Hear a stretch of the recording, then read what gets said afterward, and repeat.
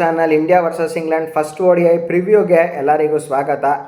ಹಳೇದೆಲ್ಲ ಏನೇನಾಗಿದೆ, ನಾವು ಇಷ್ಟು ದಿನ ಎಲ್ಲ ಸೋತಿದ್ದು ಅದನ್ನೆಲ್ಲ ಮರೆತುಬಿಟ್ಟು ನಾಳೆಯಿಂದ ಫ್ರೆಶ್ ಆಗಿ ಸ್ಟಾರ್ಟ್ ಮಾಡಬೇಕು. ಯಾಕಂದರೆ 2027 ODI ವರ್ಲ್ಡ್ ಕಪ್ಗೆ ಪ್ರಿಪ್ರೇಷನ್ನು ತುಂಬ ಇಂಪಾರ್ಟೆಂಟ್ ಆಗುತ್ತೆ.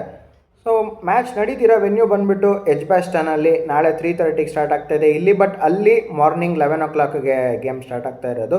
ಸೊ ಸ್ಟೇಡಿಯಂ ಸ್ಟ್ಯಾಟ್ಸ್ ಬಗ್ಗೆ ಡಿಸ್ಕಸ್ ಮಾಡೋಂಗಿದ್ರೆ ಲಾಸ್ಟ್ 10 ಗೇಮ್ಸನ್ನು ತೊಗೊಂಡಾಗ 5 ಫಸ್ಟ್ ಬ್ಯಾಟಿಂಗ್ ಆಡಿರೋರು ಗೆದ್ದಿದ್ದಾರೆ ಆ್ಯಂಡ್ 5 ಚೇಸ್ ಮಾಡಿರೋರು ಗೆದ್ದಿದ್ದಾರೆ. ಫಸ್ಟ್ ಇನ್ನಿಂಗ್ಸ್ ಆವರೇಜ್ ಸ್ಕೋರ್ ಅಂತ ಬಂದಾಗ 285 and second innings average score ಅಂತ ಬಂದಾಗ 287. ಪೇಸರ್ಸ್ ಎಕಾನಮಿ ಅಂತ ಬಂದಾಗ 5.76 ಆ್ಯಂಡ್ ಸ್ಪಿನ್ನರ್ಸ್ ಎಕಾನಮಿ ಅಂತ ಬಂದಾಗ 5.32. ಇಲ್ಲಿ ಸೀಮರ್ಸ್ದು ಸ್ಟ್ರೈಕ್ ರೇಟ್ ಅಂತ ಬಂದಾಗ 37 ಆ್ಯಂಡ್ ಸ್ಪಿನ್ನರ್ಸ್ದು ಸ್ಟ್ರೈಕ್ ರೇಟ್ ಅಂತ ಬಂದಾಗ 54. ಪೇಸರ್ಸ್ ಅಂತ ಬಂದಾಗ 75% ಆಫ್ ವಿಕೆಟ್ಸ್ ತೆಗೆದಿದ್ದಾರೆ. ಸ್ಪಿನ್ನರ್ಸ್ ಅಂತ ಬಂದಾಗ 25% ಆಫ್ ವಿಕೆಟ್ಸ್ ತೆಗೆದಿದ್ದಾರೆ. ಇಲ್ಲಿ ಇನ್ನೊಂದೇನೆಂದರೆ ಪೇಸರ್ಸ್ಗೆ ಜಾಸ್ತಿ ವಿಕೆಟ್ಸ್ ಬೀಳೋದು. ಯಾಕಂದರೆ ಸ್ಪಿನ್ನರ್ಸ್ ಈ 54 ಸ್ಟ್ರೈಕ್ ರೇಟ್ ಏನು ಇಟ್ಕೊಂಡಿದ್ದಾರೆ, ಎವ್ರಿ 9 ಓವರ್ಸಿಗೆ ಒಂದು ಸತಿ ವಿಕೆಟ್ಸ್ ತೆಗೆಯೋದು. ಸೊ ಅಂದರೆ ಇವ್ರಿಗೆ ಹೆಂಗಾಗುತ್ತಂದರೆ ಮಿಡಲ್ ಓವರ್ಸಲ್ಲಿ ಎಕನಾಮಿಕಲಿ ಮಾಡೋದಕ್ಕೆ ಹೆಲ್ಪ್ ಆಗುತ್ತೆ ಅಷ್ಟು ಬಿಟ್ಟರೆ. But majority of the work ಪಾರ್ಟಿಗೆಲ್ಲ ಬರಬೇಕಿರೋದು ಪೇಸರ್ಸೇನೆ. ಸೊ ನೆಕ್ಸ್ಟು ಇದ್ರದ್ದು ಫಸ್ಟ್ ಇನ್ನಿಂಗ್ಸ್ ಹೈಯೆಸ್ಟ್ ಸ್ಕೋರ್ ಅಂತ ಬಂದಾಗ 408 ಫಾರ್ 9 ಇಂಗ್ಲೆಂಡ್ ವರ್ಸಸ್ ನ್ಯೂಜಿಲೆಂಡ್ 2015 and second innings highest score ಅಂತ ಬಂದಾಗ 332 for 7 England versus Pakistan 2021. Highest chased score ಅಂತ ಬಂದಾಗಲೂ ಇದೇನೆ 332 ಫಾರ್ 7 ಇಂಗ್ಲೆಂಡ್ ವರ್ಸಸ್ ಪಾಕಿಸ್ತಾನಲ್ಲಿ 48 ಓವರ್ಸಲ್ಲೇ ಈ ಚೇಸ್ನ ಮುಗಿಸ್ತಾರೆ. ಇದರಲ್ಲಿ ಏನಂದರೆ ಇನ್ನೊಂದು ಈ ಟಾಸ್ ಫ್ಯಾಕ್ಟರ್ ಅಂತ ಬಂದಾಗ ನಾನು ಯೂಶ್ವಲಿ ಎಲ್ಲ ಕಡೆ ಹೇಳಿರ್ತೀನಿ, ಟಾಸ್ ಗೆದ್ಬಿಟ್ಟು ಫಸ್ಟು ಬ್ಯಾಟಿಂಗೇ ಮಾಡಬೇಕು, ಹಂಗೆ ಅಡ್ವಾಂಟೇಜ್ ಇರುತ್ತೆ, ಯಾವತ್ತಿದ್ರು ಚೇಸ್ ಮಾಡೋರಿಗೆ ಸ್ವಲ್ಪ ಕಷ್ಟ ಅಂತ. ಬಟ್ ಇಲ್ಲ, ನಾನು ಹಂಗೆ ಹೇಳಲ್ಲ. ಸ್ಟ್ಯಾಟ್ಸು ಏನೇ ತೋರಿಸ್ಬೋದು, ಎಲ್ಲ ಈಕ್ವಲ್ ಆಗಿದೆ. ಬಟ್ ನನ್ನ ಪ್ರಕಾರ ಟಾಸ್ ಗೆದ್ಬಿಟ್ಟು ಫಸ್ಟು ಬೌಲಿಂಗ್ ಮಾಡಬೇಕು. ನಾನು ಏನಕ್ಕೆ ಇದನ್ನು ಹೇಳ್ತಾ ಇದ್ದೀನಿ ಅಂದರೆ, ಅಲ್ಲಿ 11 o'clockಗೆ ಸ್ಟಾರ್ಟ್ ಆಗುತ್ತಲ್ಲ, ಫಸ್ಟು ಇಲ್ಲಿ ಏನಾಗುತ್ತೆ ಅಂದರೆ ಸ್ಟಾರ್ಟಿಂಗಲ್ಲಿ ಪೇಸರ್ಸಿಗೆ ಸ್ವಲ್ಪ ಹೆಲ್ಪ್ಫುಲ್ ಇರುತ್ತೆ ಕಂಡೀಷನ್ಸು. ಅಂದರೆ ಅವ್ರಿಗೆ ಬ್ಯಾಟಿಂಗ್ ಆಡೋಕ್ಕಾಗ್ಬೋದು. ಬಟ್ ಇಲ್ಲಿ ನಾವೇನಾದ್ರು ಫಸ್ಟ್ ಬ್ಯಾಟಿಂಗ್ ಆಡಿದ್ರೆ ಪೇಸರ್ಸಿಗೆ ಅಡ್ವಾಂಟೇಜ್ ಇದ್ದರೆ ಅವ್ರ ಕಡೆ ಸ್ವಲ್ಪ ಈ ಸ್ವಿಂಗು ಈ ಮೂಮೆಂಟೆಲ್ಲ ಇದ್ದರೆ ನಮಗೆ ಸ್ವಲ್ಪ ಕಷ್ಟ ಆಗುತ್ತೆ.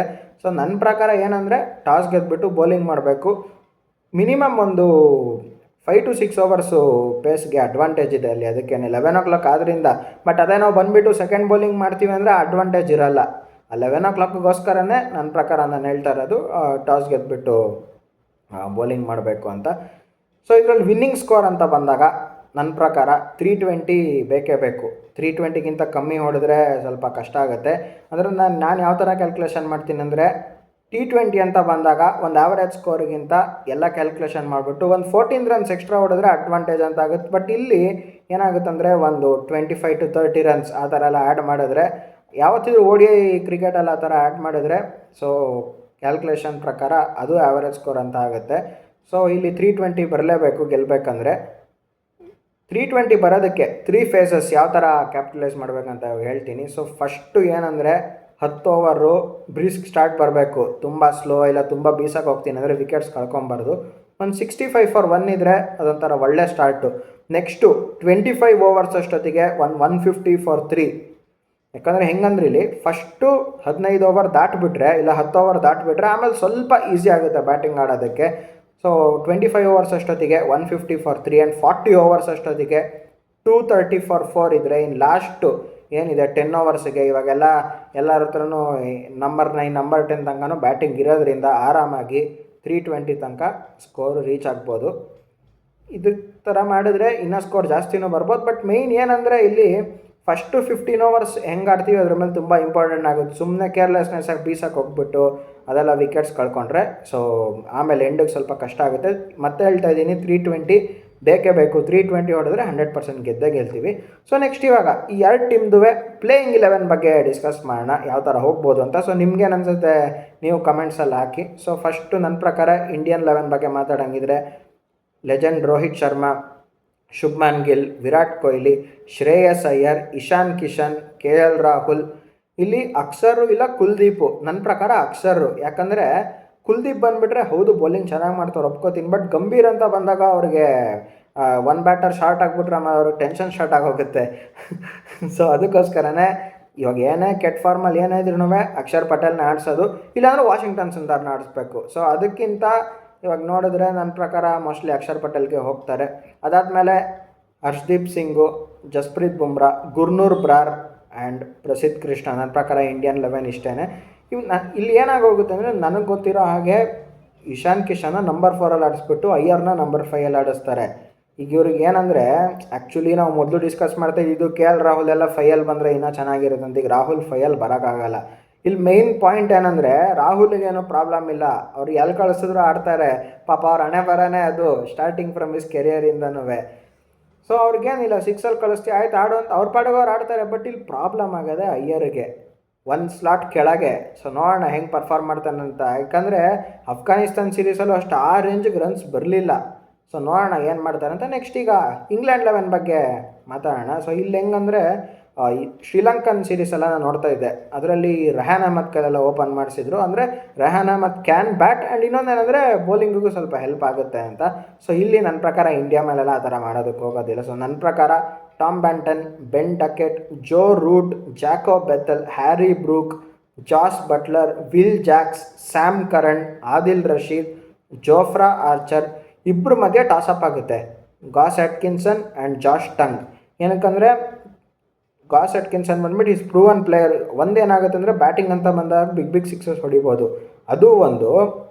ಆ್ಯಂಡ್ ಇನ್ನೊಂದೇನೆಂದರೆ, ನನ್ನ ಪ್ರಕಾರ ಅವರು ಬೌಲಿಂಗಲ್ಲೂ ಚೆನ್ನಾಗಿ ಮಾಡಿದ್ದಾರೆ, ಪ್ರೂವ್ ಮಾಡಿದ್ದಾರೆ. ಬಟ್ ಇವರು ಮೇ ಬಿ ಜಾಶ್ ಟಂಗ್ ಜೊತೆಗೆ ಹೋಗ್ಬೋದು. ಯಾಕಂದರೆ ಇವಾಗ ಅವರು ODI ಅಂತ ಬಂದಾಗ ಓಕೆ ಪರವಾಗಿಲ್ಲ. ಬಟ್ ಇವಾಗ ರೀಸೆಂಟ್ ಇವ್ರಿಗೇನು ಒಂದು ಕಾನ್ಫಿಡೆನ್ಸಿಂದ ಬರ್ತಾ ಇದ್ದಾರೆ T20 ಗೇಮ್ಸಿಂದ.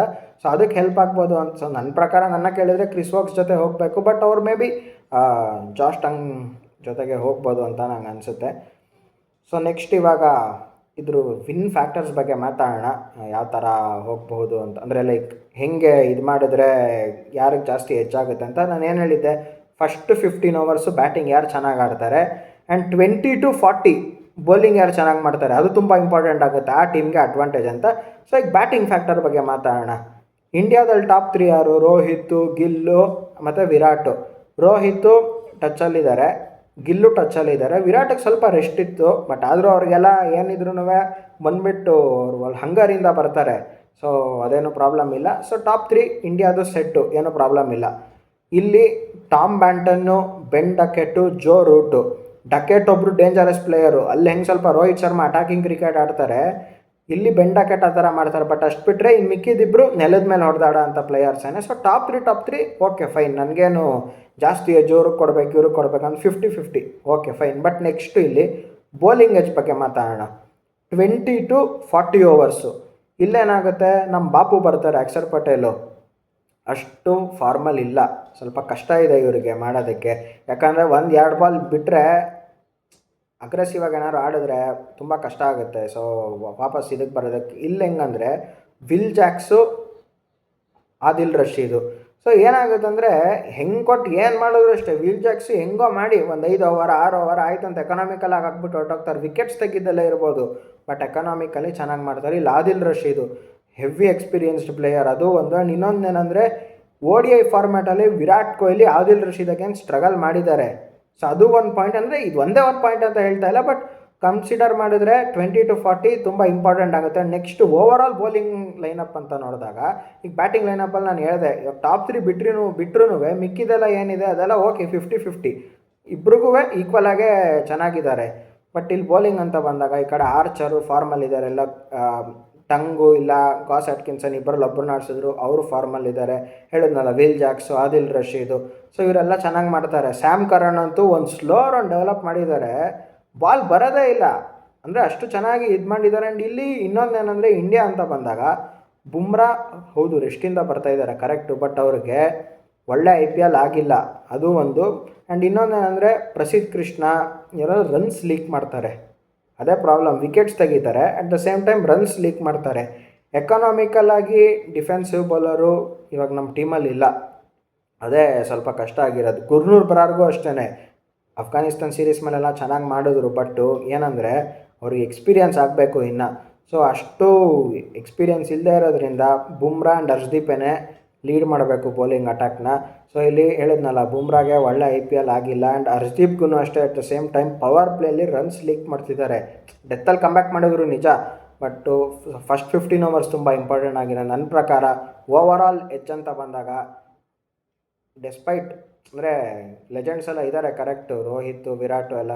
ಬಟ್ ಆದರೂ ನನ್ನ ಪ್ರಕಾರ ಇಂಗ್ಲೆಂಡ್ಗೆ 51% ಆಫ್ ಚಾನ್ಸ್ ಕೊಡ್ತೀನಿ ಆ್ಯಂಡ್ ಇಂಡಿಯಾಗೆ 49% ಆಫ್ ಚಾನ್ಸ್ ಕೊಡ್ತೀನಿ ಅಷ್ಟೇ. ಅಂದರೆ ಗೆಲ್ಲೋ ಚಾನ್ಸಸ್ಸು ಹೈಯಾಗಿ ಇಂಗ್ಲೆಂಡ್ಗೆ ಇರುತ್ತೆ.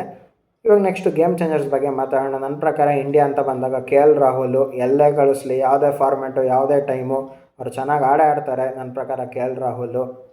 ಆ್ಯಂಡ್ ಇಂಗ್ಲೆಂಡ್ ಅಂತ ಬಂದಾಗ ನನ್ನ ಪ್ರಕಾರ ಜೋ ರೂಟ್ ಎವರ್ ಕನ್ಸಿಸ್ಟೆಂಟ್, ಹೊಡಿದೇ ಗ್ರೌಂಡ್ ಮೇಲೆ ಇಲ್ಲ. ಸೊ ಎಲ್ಲ ತುಂಬ ಚೆನ್ನಾಗಿ ಆಡೋದ್ರಿಂದ ಸೊ ನನ್ನ ಪ್ರಕಾರ ಇವರಿಬ್ಬರು ಗೇಮ್ ಚೇಂಜರ್ಸ್ ಆಗ್ತಾರೆ. ಸೊ ನೋಡೋಣ ನಾಳೆ ಮ್ಯಾಚ್ ಏನಾಗುತ್ತೆ ಅಂತ. ಸೊ ಇದಿಷ್ಟಾಗಿತ್ತು ವಿಡಿಯೋ ನಿಮ್ಗೇನಾದರೂ ಇಷ್ಟ ಆಗಿದ್ದರೆ ಲೈಕ್ ಮಾಡಿ, ಶೇರ್ ಮಾಡಿ, ಸಬ್ಸ್ಕ್ರೈಬ್ ಮಾಡಿ ಆ್ಯಂಡ್ ಪಕ್ಕದಲ್ಲಿರೋ ಬೆಲ್ ನೋಟಿಫಿಕೇಷನ್ನ ಕ್ಲಿಕ್ ಮಾಡಿ. ಕ್ರಿಕೆಟ್ ರಿಲೇಟೆಡ್ ಏನೇ ಅಪ್ಡೇಟ್ಸ್ ಇದ್ರೂ ನಿಮಗೆ ಫಸ್ಟ್ ಸಿಗುತ್ತೆ. ಸಿಗೋಣ ಮುಂದಿನ ವೀಡಿಯೋದಲ್ಲಿ. Thank you.